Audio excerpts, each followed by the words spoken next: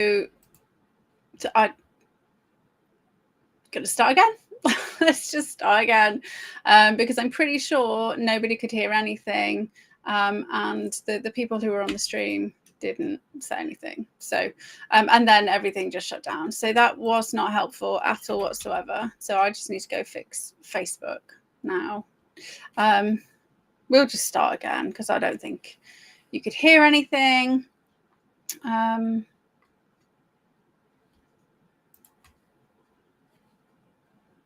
Oh, this is so frustrating.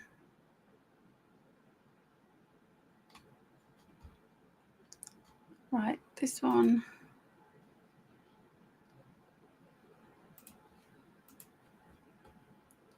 Right, there we go. No. Sorry, Facebook just turns it off. Doesn't let anybody see it. It makes it like completely private. So I have to go and fix Facebook. Okay, so welcome to Mayhem and Madness, episode 6. And we're going to be talking about, is it Nuke time plus 108 forgotten disciples from Jesus? And I will have to go and fix everything else as soon as I finish, because that's always fun to do. Let me just redo everything multiple times. Okay, but enough about me being frustrated. So we'll just start back from the beginning because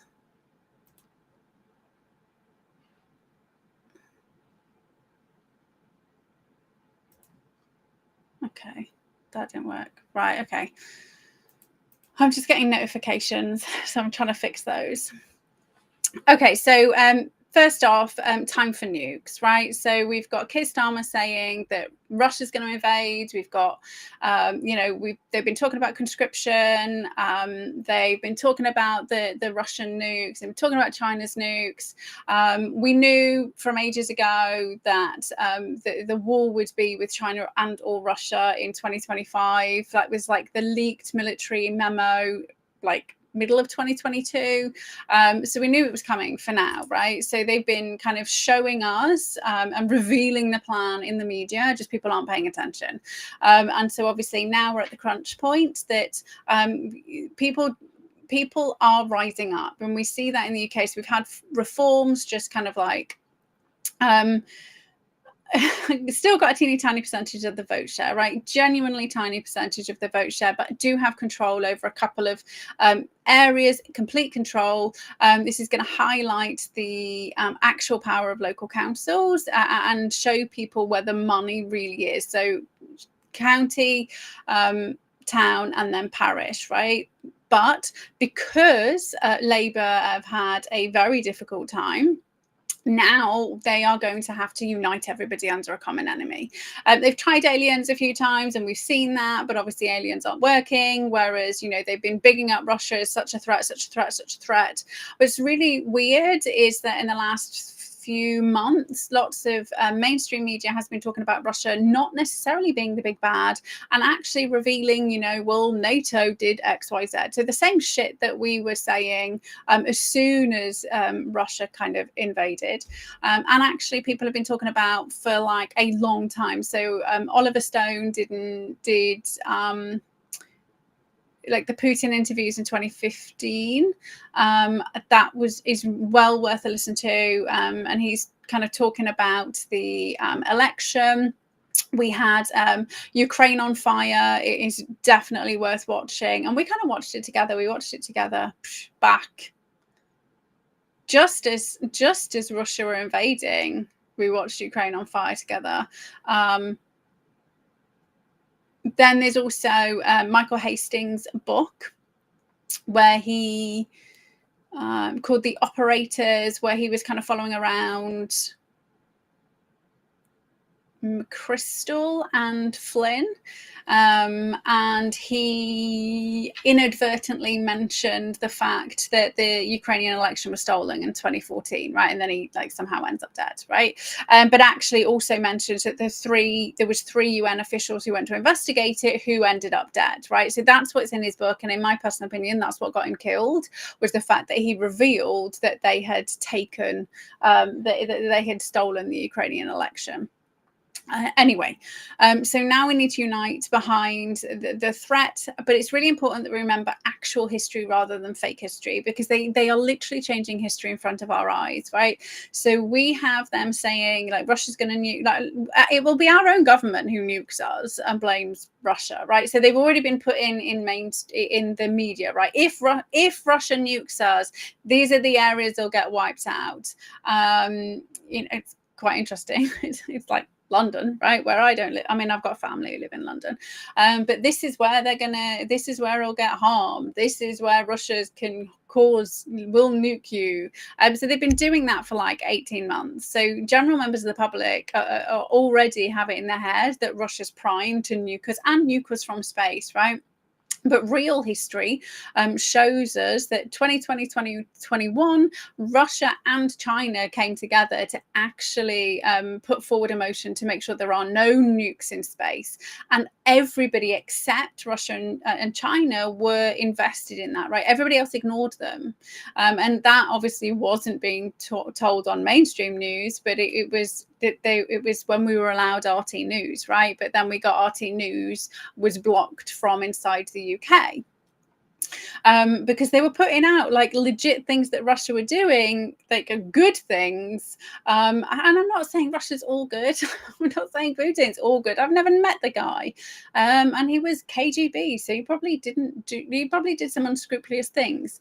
But it doesn't, just because you've done bad things, it doesn't necessarily make you a bad person. We don't know how we'd behave. I've done some horrible things in my lifetime, and I don't think there's a person out there who hasn't done or said something awful at some point in time, right?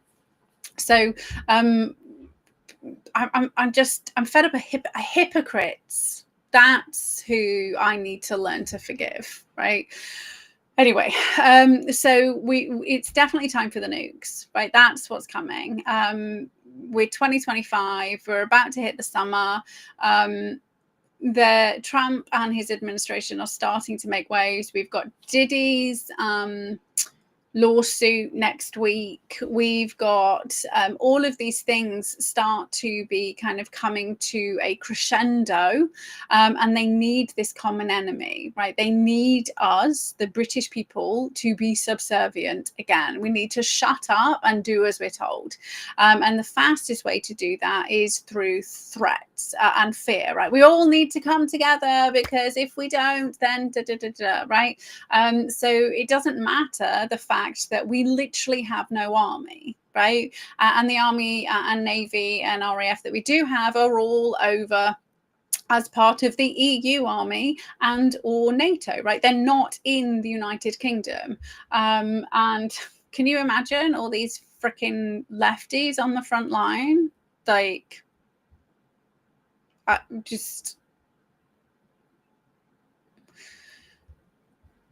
mean, I'm too old to be conscripted, right? So, I mean, I will be thrown in a factory, probably. I mean, or thrown in a concentration camp. I mean, probably the concentration camp, and then the factory inside the concentration camp, right? That's where I'll be ending up, because anyway, so we know that they want to nuke us. This was always a plan. And so for those of you who are just joining, I restarted because it kept cutting out, and then my microphone wasn't working. So don't worry about watching the previous one. We literally started 9 minutes ago. It's like second time round. Okay, so when I keep mentioning the plans, and I said it again last week, and I said 5. There's not 5, there's 7, and I always forget that there's 7.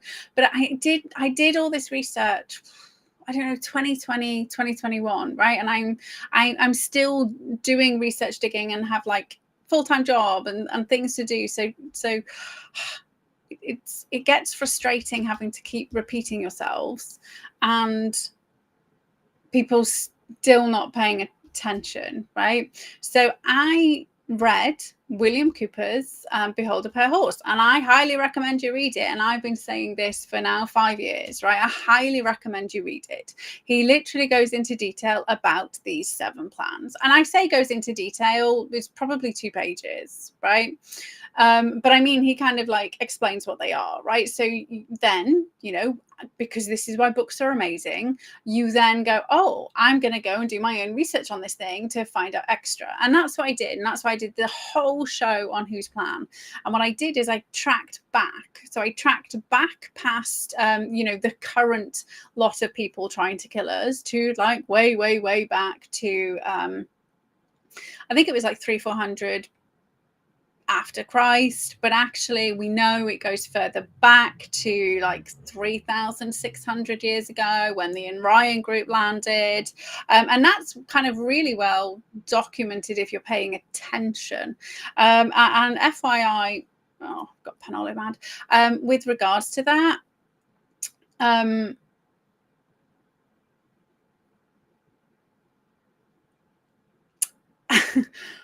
so, okay. So I'm basically going to piss Christians and Jewish people and Muslims off all in one go.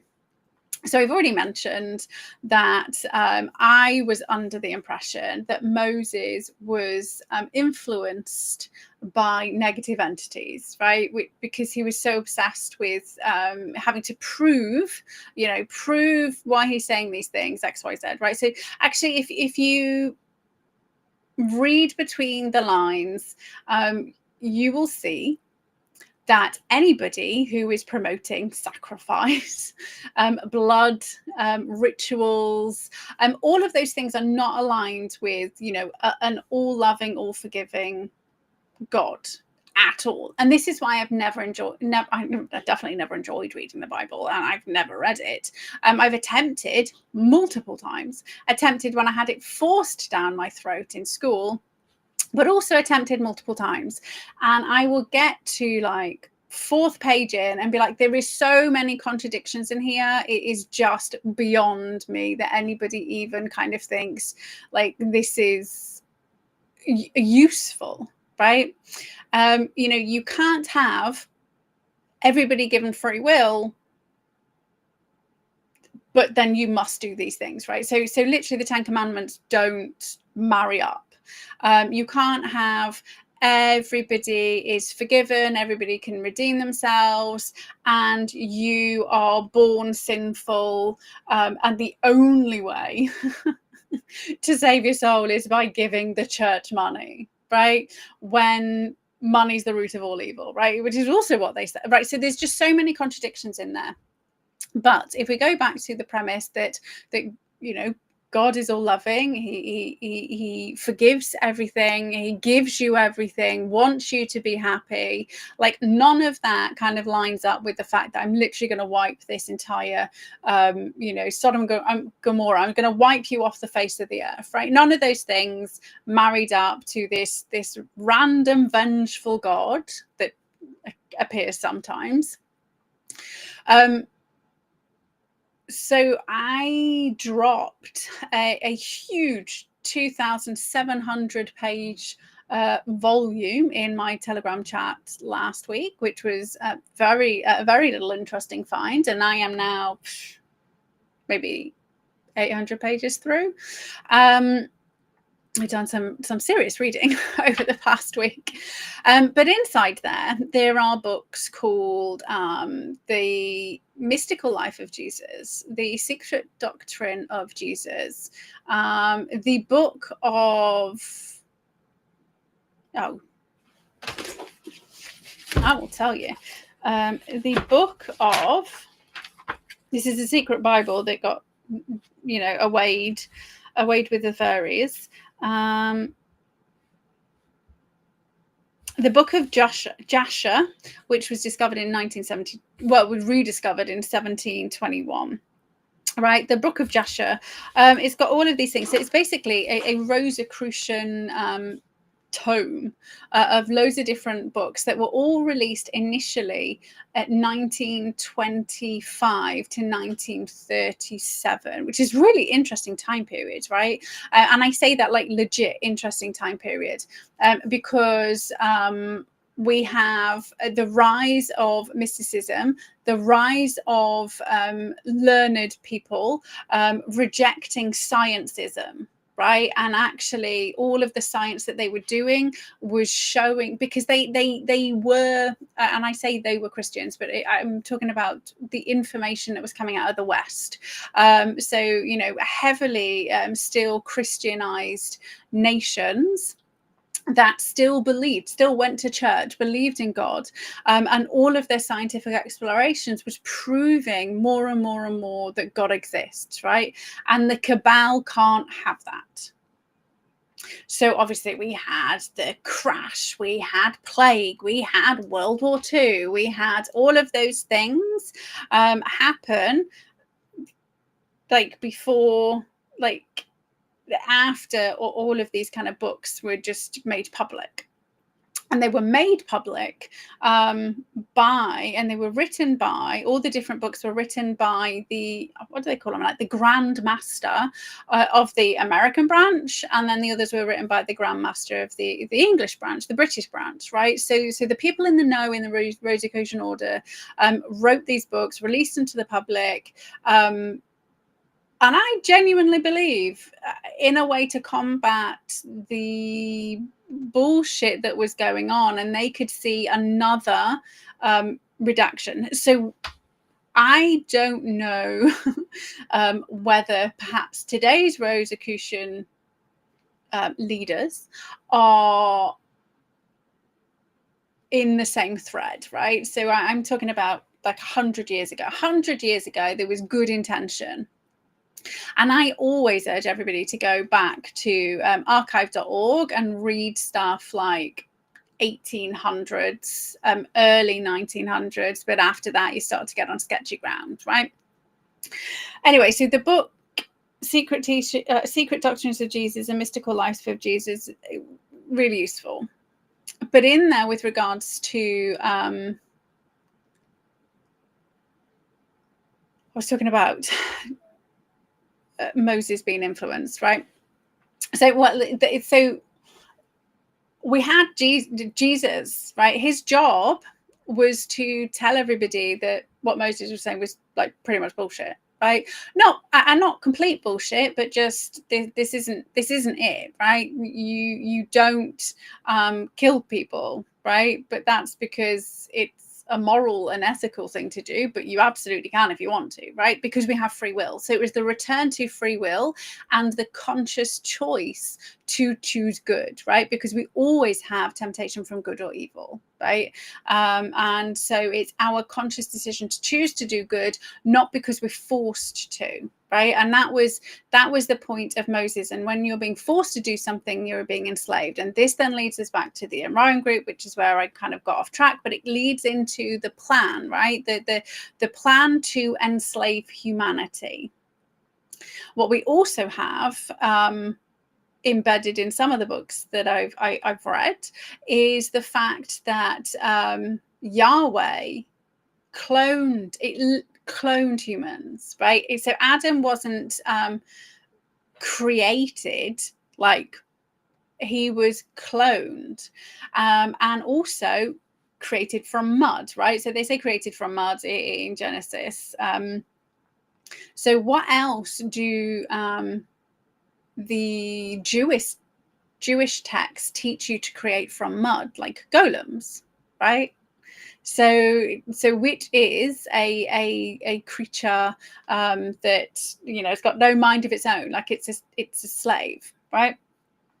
And so what we see is that Yahweh was a good entity, but then influenced by Orion and cloned to make himself, right? Make some of himself. What I also discovered today, which was a bit of a shock, in the book of Jasher, that both Adam and Eve were men. It literally says both Adam and Eve were men. Yeah, this is going to lead somewhere. I'm just going to read it rather than try and remember it, because this was very shocking. Here we go. So Adam was perfect in his generation, complete in his stature of the most extensive knowledge, walking uprightly and eschewing evil. Eve was perfect in her generation, amiable and lovely to look unto, of modest behaviour, of consummate chastity, beautiful, walking uprightly, and hating iniquity. Between these two, there was no superiority, which obviously, 100% why Book of Joshua was like removed, because you can't have men and women on equal footing, right? But it also then says they were both, it says made at one time. That was really funny. But they were both made at one time, right? And they both had the same powers of knowledge. So they weren't both men, by apologies, but they're both made at the same time. So not one from the other. They were both made. They were both cloned. And this is important, because what we have the Cabal doing now is cloning. It's literally recreating the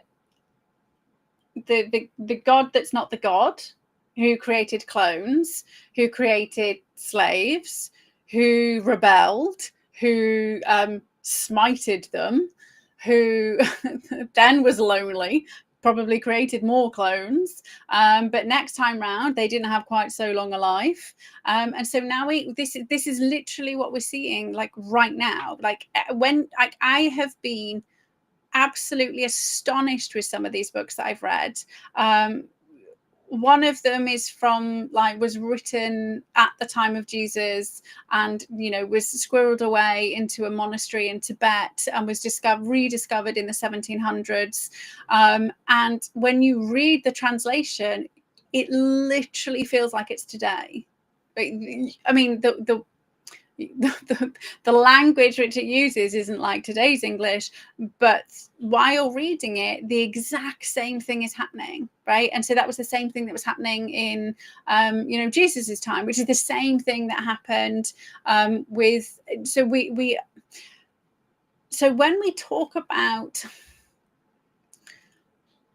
the enslavement of humanity, it's a long process that they are slowly mastering, right? And so right now we are in that critical period in time where, if we are not careful, because the Cabal does this over and over and over again, and they remember it's being done over and over and over again, right?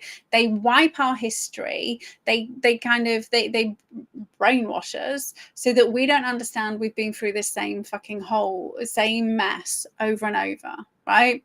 Whereas every time they're doing it, they're perfecting it. And it's really important to remember this is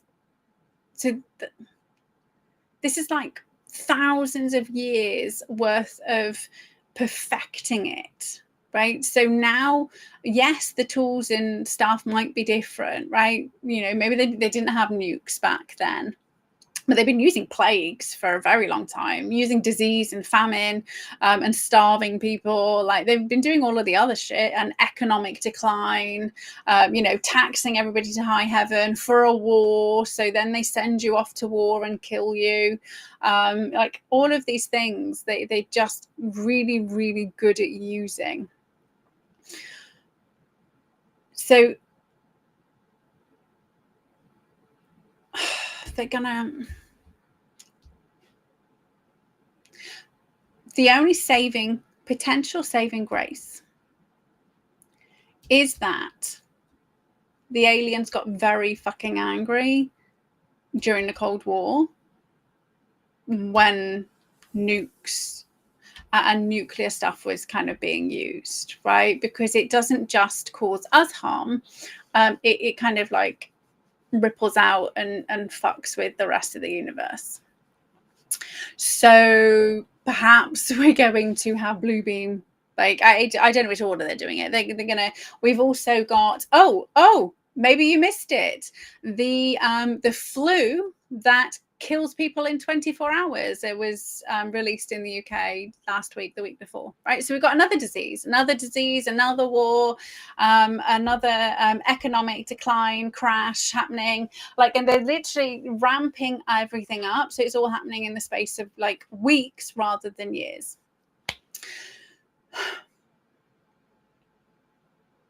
It's our job to understand what's going on so that we don't get caught in the bullshit. And I know that I've been kind of talking around lots of subjects, so I do apologize, but I do recommend you make archive.org your like best place on the internet. And also, if you do have any spare money at all, you know, a month, whether it's only like £1 or $1 if you're not in the UK, because they are fighting a huge another lawsuit, right? They are fighting another lawsuit. Basically, they have got so much information on there which enables us to see the bullshit, right? And see through stuff, that they are the most dangerous place on the internet, right? The most dangerous place on the internet. So if you do have some money to spare to help them with their lawsuits, I would urge you just to, I mean, I've been giving £10 a month for, I don't know, maybe like 4 years now. And then £10 a month isn't a lot, right? But I'm doing something. It's definitely not.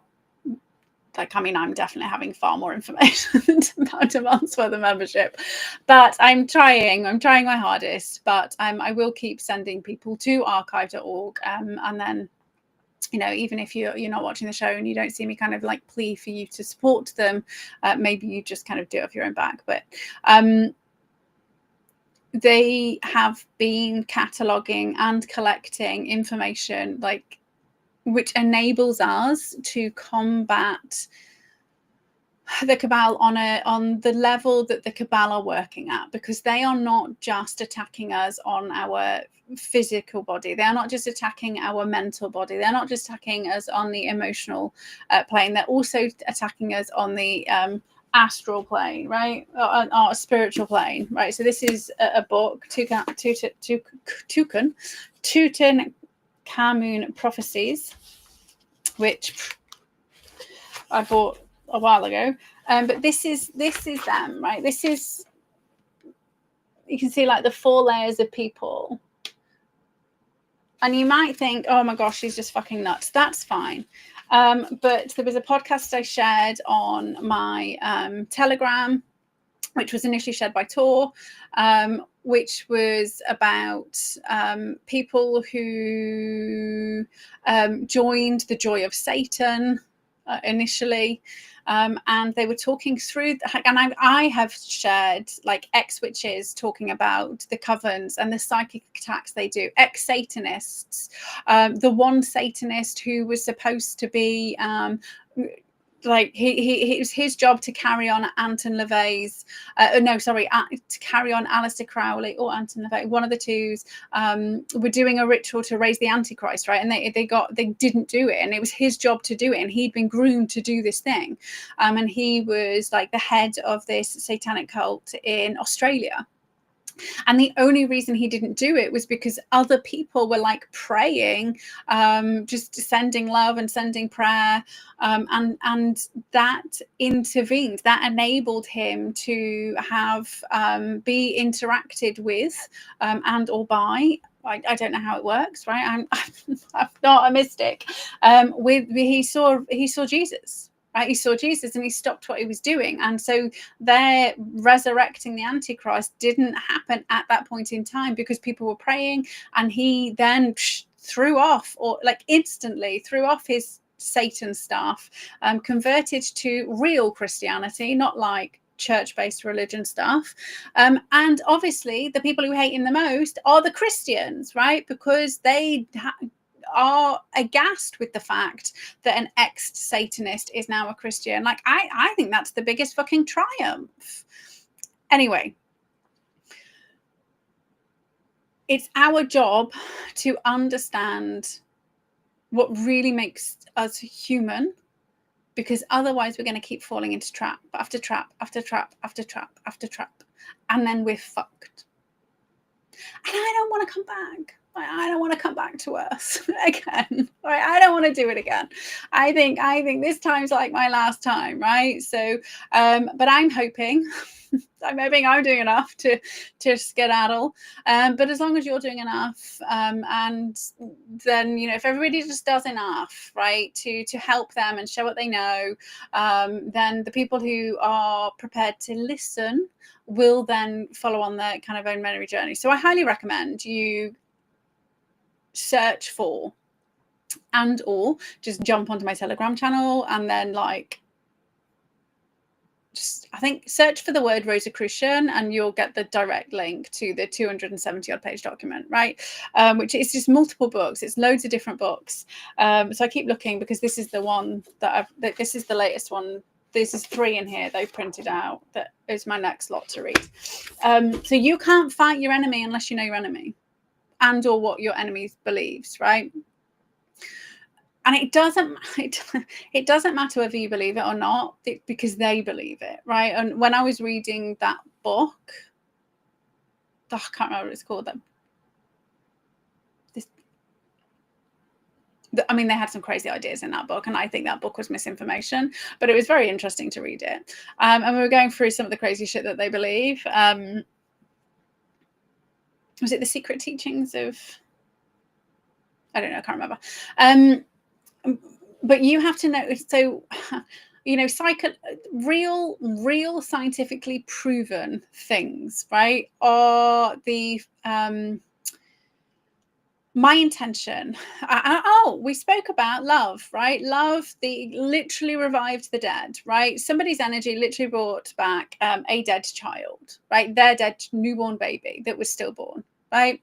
We also have, we know, like, the amount of research into energy healing and intention, like, is beyond. It is so proven, in fact, right? So the one of the ladies who was responsible for looking into all of the research with regards to Stargate, Grill Flame, all of those things, when they shut it down and said it doesn't work, she looks into all of the research that they had. Her exact quote is, it's all of the psi research is proven more with regards to efficacy than aspirin, right? And aspirin has got like a gazillion things proving how beneficial it is, right? All of the psi research is far more provable that it's not by chance, it is actual real statistics and science than aspirin. So whether you believe it or not, it's like, at this point in time, it's kind of like just tough shit, right? So I urge you to maybe read Dean Radin's Supernormal, or his book called Real Magic, right? And the reason why I urge you to read those two is because he actually goes into lots of the science and the research, right? And so he kind of compiles it. So if you've never looked into psi and psychology literally means like it was about investigating the soul, not the mind. That it was investigating the soul. And, you know, our psychicness, like that's where it originally came from. I'm ranting. I do apologize. I feel very stressed out today, I think.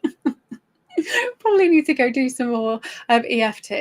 Okay, but so yes, they're going to bring on the... I think it's because we're 2025 and time is slipping away, right? So bring on the nukes, reform, have an opportunity to actually do some stuff and really make a real difference. Let's see whether they do it or not. So then the other thing I wanted to talk about is whatever happened to Jesus's other 108 disciples, right? So again, this is, I've been reading the books. It's interesting because people were kicking off with regards to the mystical teachings of Jesus, and they kicked off at the release. Like, people were going nuts, right? And they were kicking off at the secret doctrine of Jesus. Bearing in mind the Rosicrucians, this is what they will claim that they are linked to the Essenes, but also linked back to Akhenaten and, Egypt and the original monotheistic religion. And I have spoken about that for a long time. So it was quite nice to find a legit train of thought, actual timeline, right, in a single book, whereas I pieced together teeny tiny bits and said they must be true. But it's really interesting because it actually talks about the fact that Jesus was initiated and he went under the Sphinx. So you go through the Sphinx and you go underneath, and that's how you get into the pyramid. And there was a whole ceremony, and they had a party, all the initiates, after they'd kind of done their trials and all of that malarkey. But even in the Bible, right, so after the first book, Mr. Lewis, I'm pretty sure his name is Lewis, let me just double check. Yeah, H. Spencer Lewis, right? Poor Mr. Lewis, who was the Grand Master of the American chapter at the time, just got shitloads of hate mail from, those loving Christians who were demanding that he proved what he was saying using passages from the Bible, right? So the mystical life of Jesus was taken from all of the hidden and secret bits of information in the Rosicrucian libraries around the world, right? And he was just like, okay, well, it was in the Bible, but they fucking took it out, right? So how do you want me to prove something with a piece of propaganda, right? Which is like 380 AD is when they just decided, we're not having that bit, we're not having that bit, we're not having the bit initially, right? And then they did it again, King James did it again. And then they did it again towards the end of the 1800s, right? And Mr. Lewis was saying, well, like, how can I prove that when they took it out, right? And so then what he did when he kind of released Secret Doctrines of Jesus, he then said, okay, well, there's literally copies of council, like the council, like the church council meetings discussing, nope, we're going to get rid of that bit, right? So if it's not in the Bible, but they've literally got the minutes of the meetings, because they're all meticulous. So I've got the minutes of the meeting that literally say we took this out, but it's okay because we have a copy. So he was getting really stressed out. But then when he released Secret Doctrines of Jesus, he then very astutely also included bits from the Bible, right, where it literally says these same things, right, that he was saying. And one of the things that I found most interesting from those two books was the fact that Jesus had his very own secret society. I know. I've also come to the understanding and realization why secret societies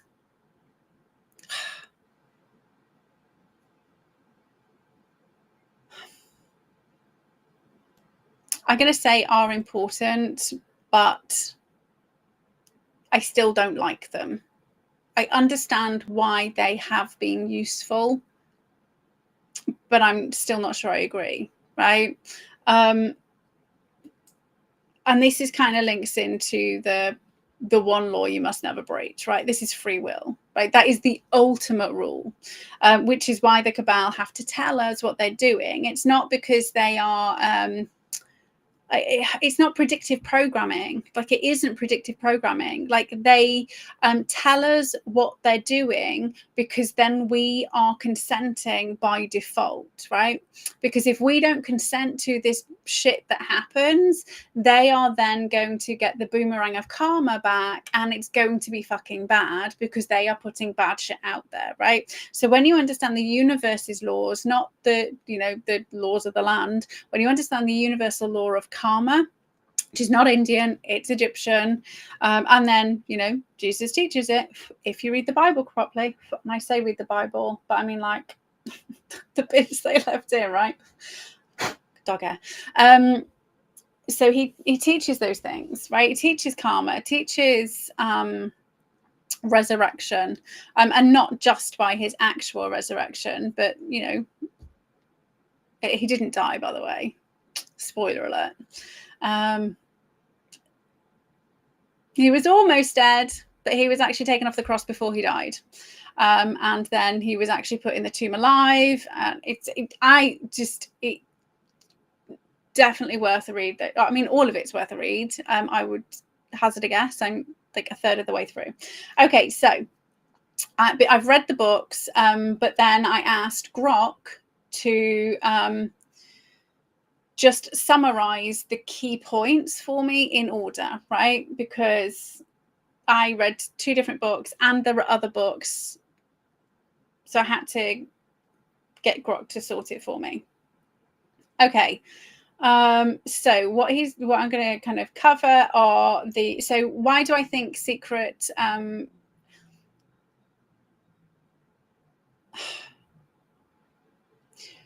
just because we're all on a 3D Earth, and just because we're about to have like the heart. So bearing in mind, Jesus was like 2,000 years ago, right?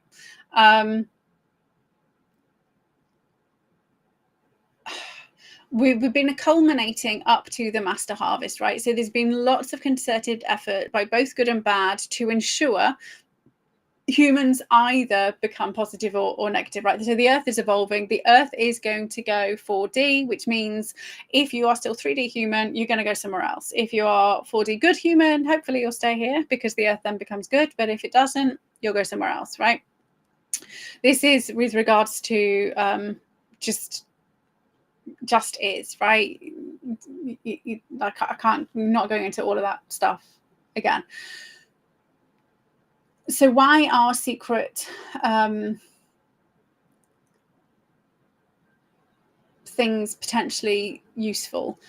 Not everybody is on the same level of their journey, right? So I always joke, I've been here since the beginning of this harvest, and this is my, I don't know, 700th go around. So I'm finally figuring shit out, right? So all of this stuff, when I'm reading stuff, I know things are true, and then I find the information that proves it, right? So there's no other way to, I can't describe it. I will read a book and I have an idea, and then 6 to 12 months later I find that information absolutely confirming the thing that I knew was true, and I have never read anything about that thing before. I'm not saying I'm a prophet, just before you think I'm going down that crazy path, I'm not, but because I have been here multiple times, that at some point I've had this information, right? At some point I've had this information. It's encoded in my DNA. Memory's not in your brain. The phonological loop things, bullshit. It's in your DNA. Your DNA is cells, it's frequency, it's vibration. So it's in my DNA, and this is why I urge you to read books, because when you read the book, you will know information, and you will be like, I don't know how I know that, right? And then you will find the truth of it. But we have to have free will. That's the ultimate law, right? And so if Jesus had given everybody the information that he gave his 120, right? So there were 12 disciples that everybody knows about, and then there's the secret ones. So there was 120 in his inner circle, and then there was 12 kind of proper public ones. And if he'd have given everybody that information, there would have been chaos, and most of people wouldn't believe it, right? People don't want to believe it. But there are people who are ready, and they have the opportunity to learn. I mean, look what happens when we try to share information that's going to benefit the entirety of humanity. Look at what happened over COVID, right? We were literally all talking and going to save millions, if not billions of lives, because I don't know how many people actually got injected, right? We were literally trying to save billions of people's lives, and the bad people shut us down, right? So on that note, 100%, right? Jesus manufactured the time of his crucifixion because it never made sense to me why he would go into the counting house and upend staff and kick off, like all loving or good, right? All loving or good or forgiving. This humble guy who's teaching tolerance, who goes in and goes batshit crazy, right? But reading those books, there was a previous, like in one of the previous passages, was something along the lines that Jesus knew that he was like, he already knew that he was going to like be crucified, but not die on the cross. So two different things. Be crucified, but he needed to make sure it happened at a time of his choosing. Right. So up until that point, like people were getting a bit annoyed at him. I mean, he had his own spies in the Rome, like who were feeding stuff back to, like, I mean, I have got so much respect for Jesus, like now, like I'm grateful for those books. But so it had to happen when he was ready, because everything else had to be in place for his passing, right? You don't elevate the entire collective consciousness of the world without a plan to what goes wrong if you are kiboshed, right? So that's where his 120 come in, right? So these are from those two books and other books that I've read and found stuff in. So the 120 members are described as a core group of Jesus followers forming an esoteric school. So Jesus wasn't actually Jewish by choice, by the way. He was Jewish by force, because everybody was back then. He was part of this group called the Essenes, who documented in history, but just forgotten in the Bible. And it's the Essenes which which were linked to Egypt and Akhenaten, and then also the Rosicrucians. So that's how we've got this history, right? It's their history. Or spiritual community dedicated to his mystical teachings. This group included both men and women, right? Which is what the book of Jasher talks about. Adam and Eve were on the same footing.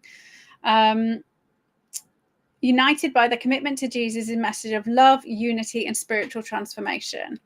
Jesus' family, right? So the text confirms that Jesus' mother Mary and his siblings, so brothers James, Joseph,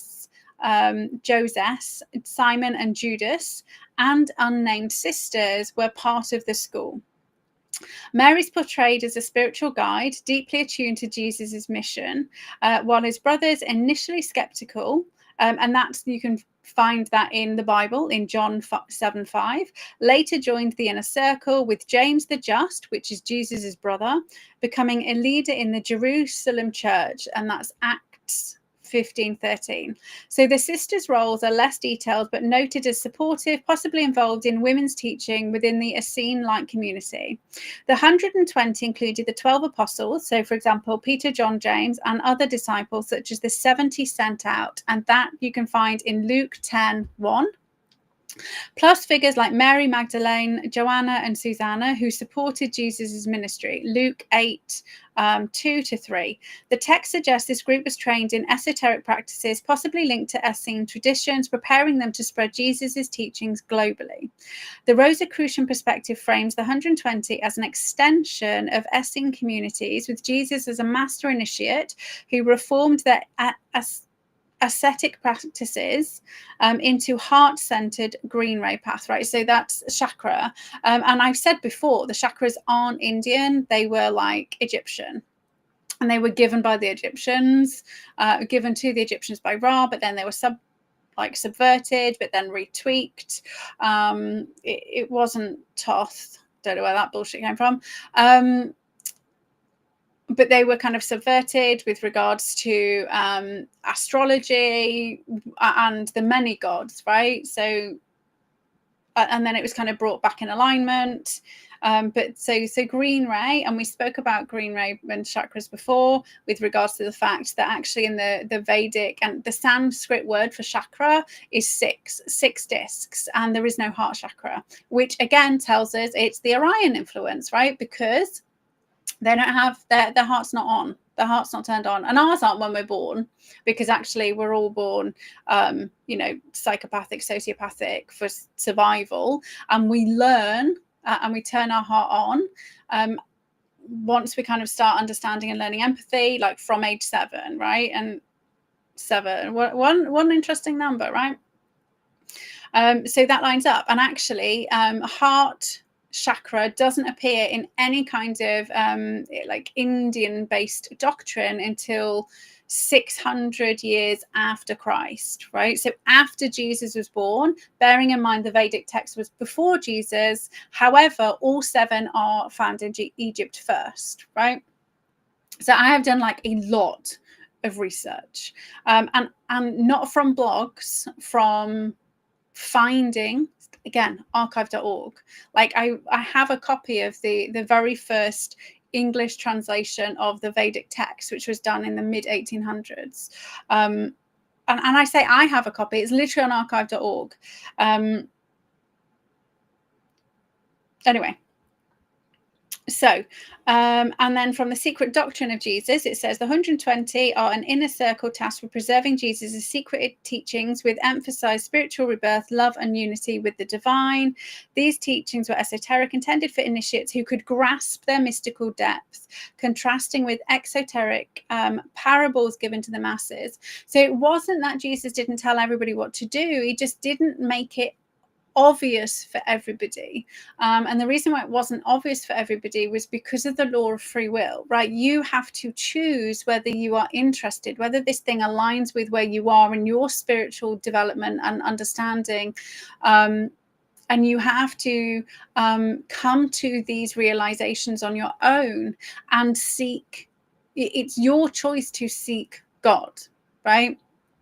And not through somebody else, i.e. a pope or the king, and this is what it meant by Jesus is the way, right? And I've said this before, it doesn't mean like you are worshipping Jesus, like, because he was a man who had a huge opportunity to go and read all of this stuff and be initiated and be trained by the people who were literally doing these things, right?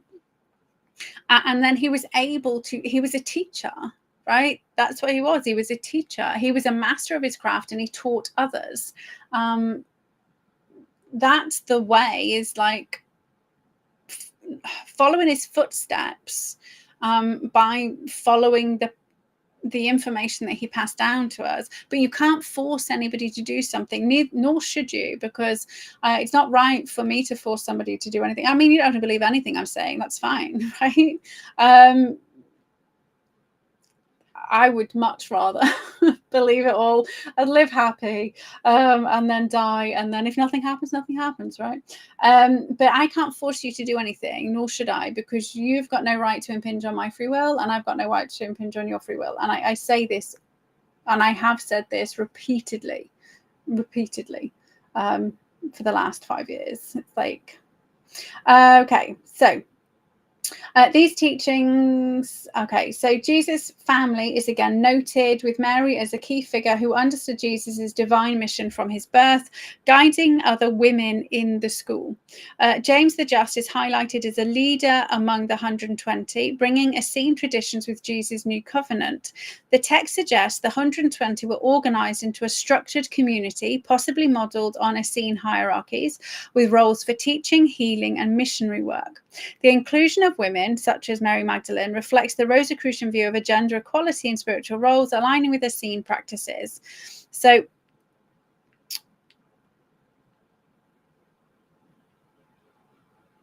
basically, Grok's also just saying that your insight that Rosicrucians were Essenes who aligned their teachings with Jesus is supported, as both texts describe Jesus as an Essene initiate who transformed their asceticism into a universal heart-centered path. See? I got insights. Okay, so the 10 different sects and their tasks. So the text mentions 10 sects or subgroups within the broader Jewish and mystical traditions of Jesus' time, including the Essenes, Nazarenes, Ebionites, Therapeutae, Zealots, Pharisees, Sadducees, Samaritans, Johannites. So Johannites were followers of John the Baptist, and Gnostics. These sects interacted with Jesus in a circle, and some members of the 120 were drawn from them. So the 120 were organized into groups, with some sects assigned specific roles to spread Jesus's teachings. So the Essenes focused on mystical training, healing, and communal living, adapting their ascetic practices to Jesus's message of love. So that's what we now know as the Rosicrucians. The Nazarenes emphasized missionary work, spreading Jesus' teachings to Jewish communities.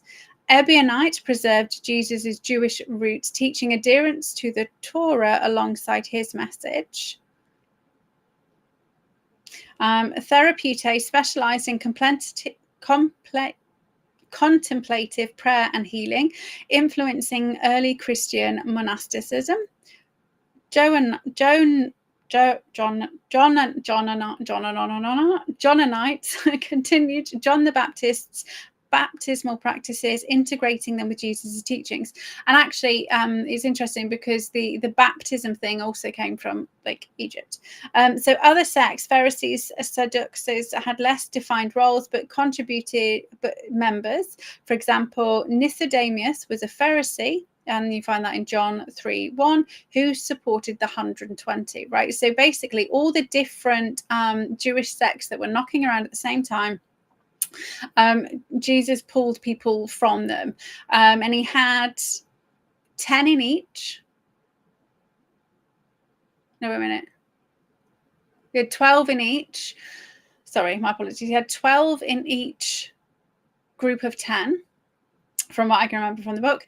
And at the head of each of those group was one of the disciples. So the disciples were the front face, right? And then they were in control. I say in control, but they were responsible for the other 11 of their specific group. So the 10 sects are referenced as diverse spiritual communities that Jesus unified under his teachings. They were divided into groups tasked with a facet of Jesus's mission. So healing, teaching, missionary work, or preservation. The text suggests that Jesus assigned tasks based on each sect's strengths, unifying their efforts under heart-centered mission. So also they dropped a teeny tiny little sneaky bomb in the book with regards to a specific disciple that ended up in England.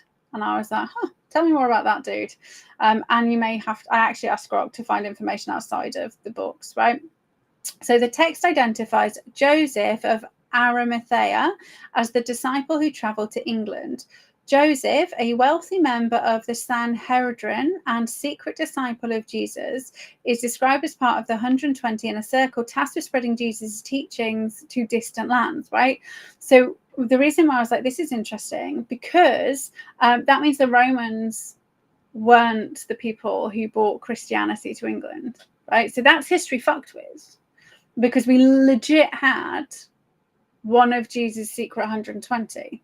And actually, it's the same person who was responsible for the tomb that Jesus went into to recover.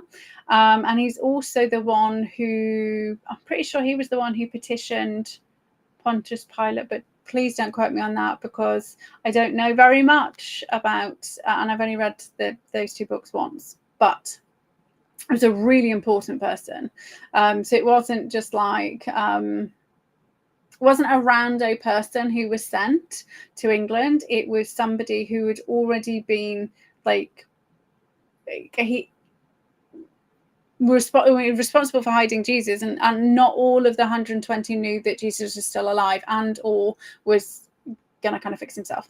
And FYI, right, so he was like, he turned blind people to see, right? He cured leprosy, did all those things by laying his hands on him. And I've always thought, well, if he could do that for them, why couldn't he do it for himself? Well, he fucking did. Right, he did.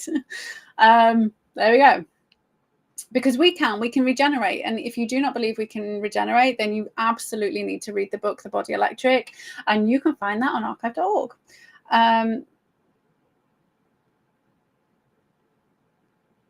Okay, so after Jesus' crucifixion, Joseph is said to have journeyed to Glastonbury. That's interesting. Establishing an early Christian community. The text connects this mission to Essene influences, suggesting Joseph carried mystical teachings, possibly linked to Rosicrucian origins. Joseph's role included bringing the Holy Grail, a symbol of divine wisdom, to England, founding a spiritual centre that influenced early British Christianity. The Joseph of Arimathea is again named as the disciple who went to England carrying Jesus' esoteric teachings. The text emphasizes his role as in the 120 as guardian of secret knowledge, entrusted with establishing a mystery school in Glastonbury. The mission is framed as part of Jesus' broader plan to seed his teachings globally, with Joseph's journey symbolizing the spread of heart-centered green ray wisdom to the West. So remember, like, they're preparing for the harvest. Like, we already had Yahweh, good entity, who was subverted by Orion. Then we had Moses, good person, subverted by Orion, right? So we also had the Indian, like the Vedas and the Brahmins, subverted by Orion. We also had the Egyptians, the original ancient Egyptians, who were given knowledge to enhance humanity, that was subverted by the Orion. Then we had Akhenaten, who was subverted by the Orions, right? So every time, this is it's biblical, right?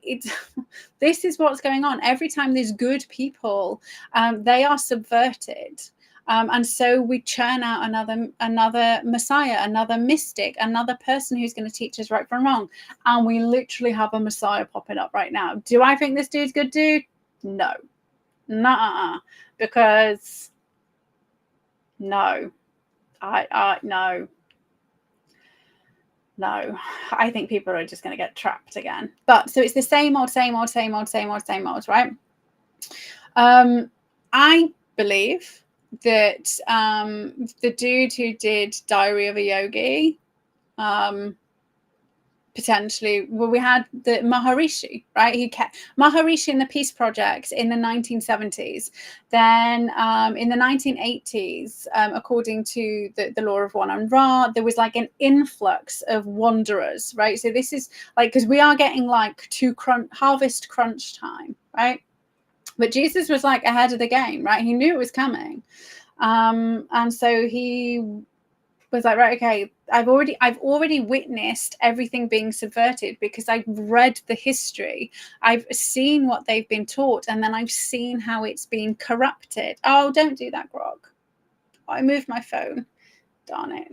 Sorry, guys. I moved my phone, and then it went weird. So it's happening over and over. Let me go back. Okay, so the text hints at Rosicrucian Essene connection, suggesting Joseph's work laid the groundwork for later esoteric traditions in England. So we have the Druids knocking around back then, right? And when Rome came to England the first time, they were pushed back, right? They were pushed back because of the might of what was going on, and not the necessary physical might, but I mean, do I think the Druids were? I don't know.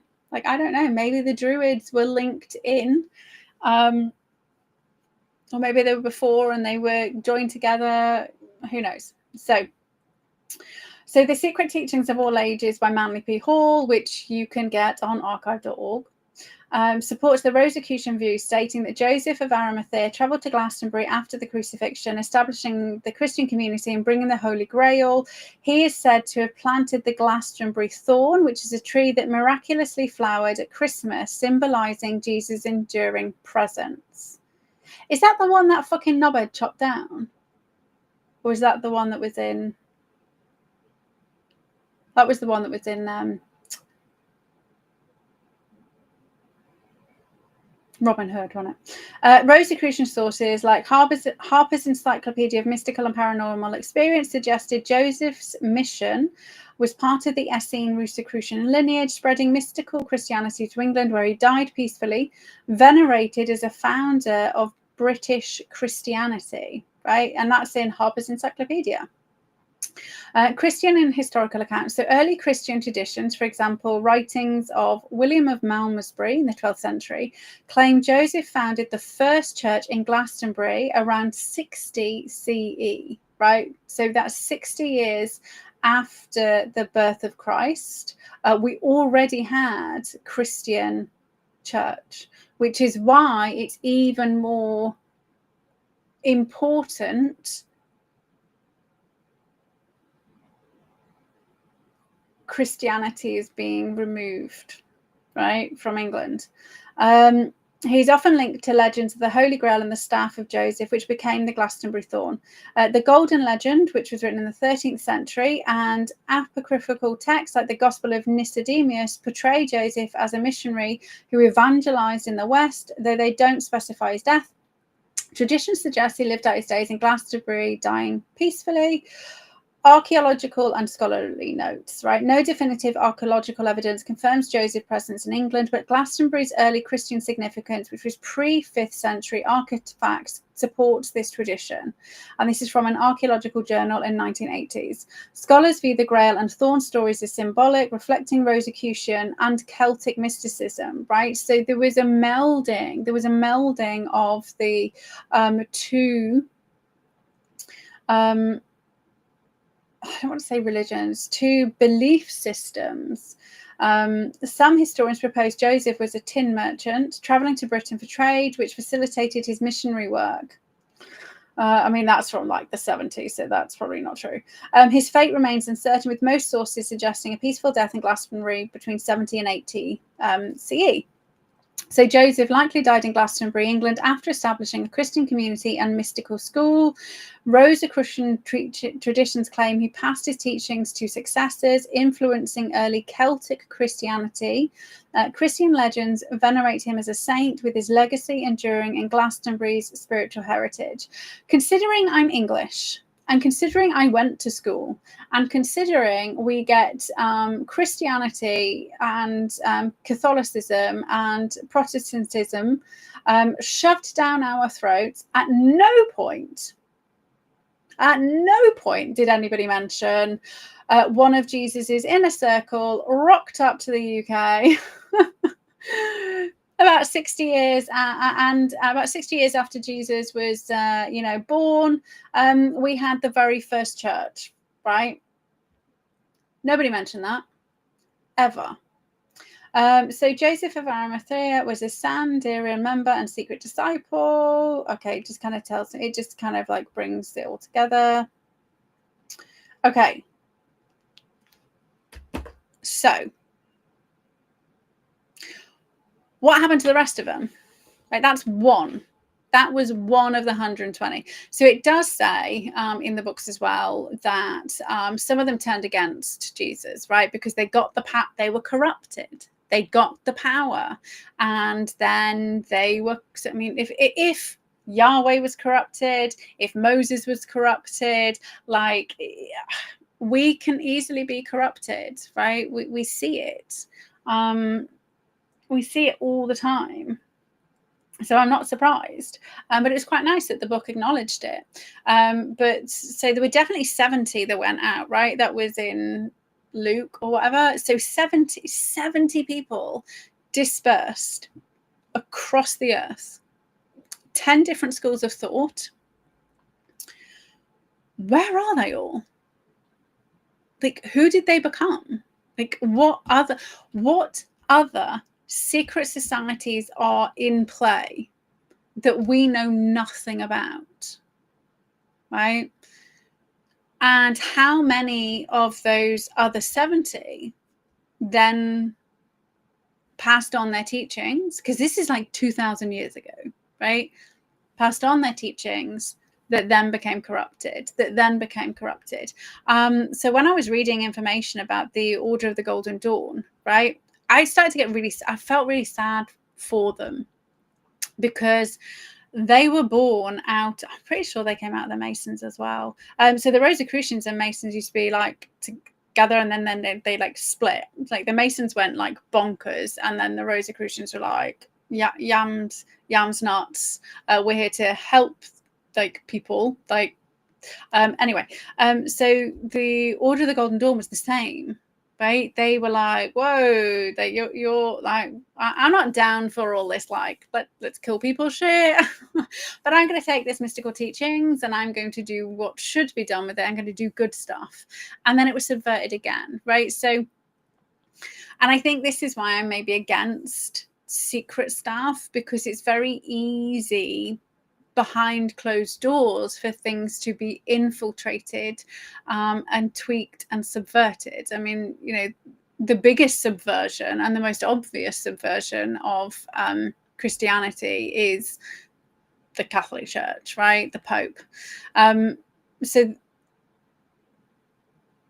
another interesting little tidbit with regards to the corruption that we see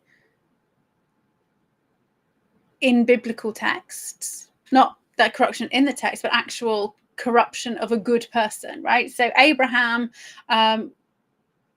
was with Sarah, he couldn't conceive, he was desperate for a child, and he was told to lop off the end of his dubri firkin, right? The skin. And then they conceived, right? That's not God's child. I mean, not saying the child isn't a child of God, because, you know, it's not the God, but that conception is not God conception, right? That's like blood sacrifice. So he did it so that he could, you know, get a child, and then nobody does it. And then Moses says, we're going to make it law, and we're going to make it law on the 8th day. So we're going to traumatize all of these children by offering a blood sacrifice. That's not. How does a God which is perfect create perfect people in his image, right? And if we Yahweh clones, right, still made us in his image, like cloned us, why do you have to tweak it afterwards, right? This is the thing, right? And the reason for the sacrifice was not it wasn't universal, right? It wasn't like whichever entity said to Abraham, you know, lop off the end of your dubri firkin, and you will then everybody. Hey, Pen. Sorry, I've only just looked at the chat.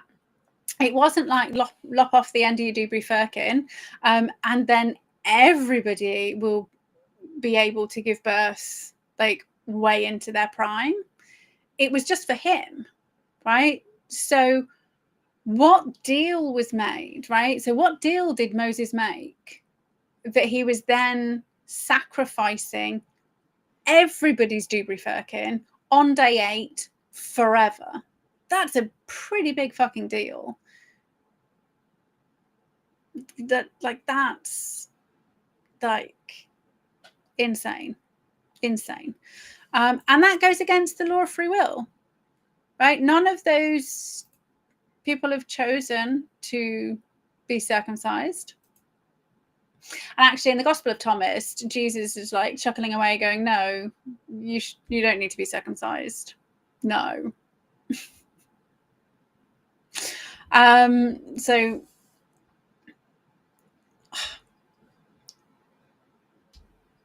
feel free to read or not read those books, right? Feel free to share what you know or don't share what you know. I think we have a duty to share what we know, and then the people who need to hear it and who are ready to hear it will hear it. And I think that was Jesus's message, right? He was tasked with sharing this information. He was tasked with ensuring humanity survived. And, you know, Jesus the Savior, not like he didn't save us by dying. He ensured the survival of his message by being crucified. And we can save ourselves by following his actual teachings. And they are encoded in the Bible, or they're decoded in other places.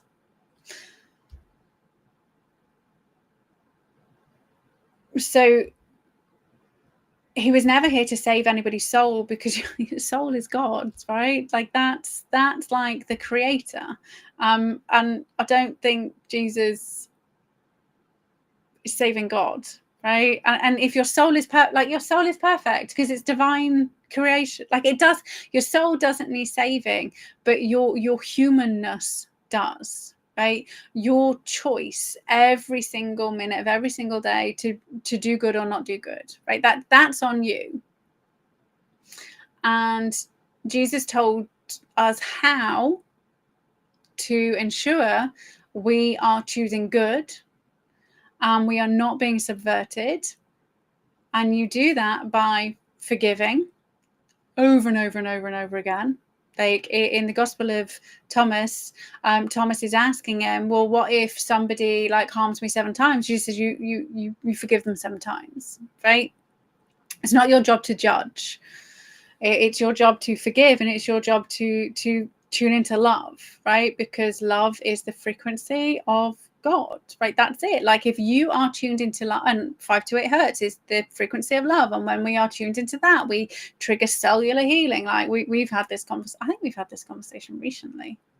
Anyway, so love is always the answer, right? And so that's what Jesus was teaching. Jesus is the way with regards to teaching you to tune into love, so that you are not subverted, so that what you learn you can share and other people aren't subverted.